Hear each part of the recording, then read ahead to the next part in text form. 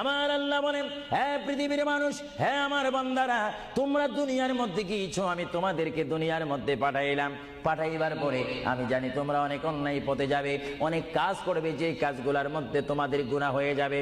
হ্যাঁ বান্দা, তোমরা গুনাহ করবে তাও আমি ভালো মতো জানি, তোমরা পাপ করবে তাও আমি ভালো মতো জানি।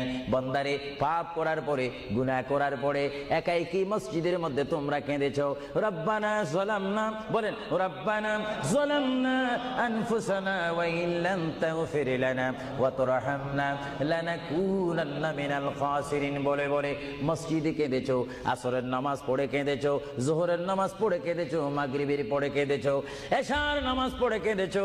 এ বান্দা, নামাজের মুসল্লা যখন বসে যাও, আমি আল্লাহকে তোমরা বারবার বল, আল্লাহ আমার গুনাহ মাফ করে দাও। তারপরও আমি তোমাদের গুনাহ মাফ করে নেই।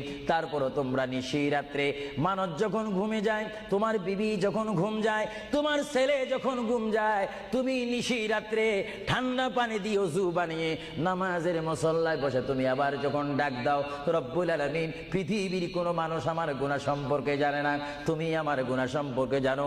আমি এমন গুনাহ করেছি আমার বিবি জানে না, বিবি গুনাহ করেছে আমি জানি না। আল্লাহ, তুমি সব কিচ্ছু জানো। হে আমার প্রভু, তুমি আমাকে মাফ করে দাও। আমার আল্লাহ বলে, তারপরও যদি তোমাদেরকে আমি মাফ না করি, তারপরও বান্দা, তোমরা আমার রহমতের দরজা থেকে ফিরে যাইও না।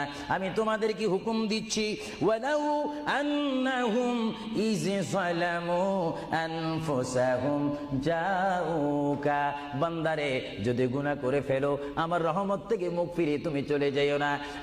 বান্দা, আকাশ পরিমাণ যদি গুনাহ করো, পাতাল পরিমাণ যদি গুনাহ করো, সাগরের পানি পরিমাণ যদি গুনাহ করো, পাহাড় তুলনায় যদি তুমি গুনাহ করো, আমার দরবার থেকে তুমি নিরাশ হইও না।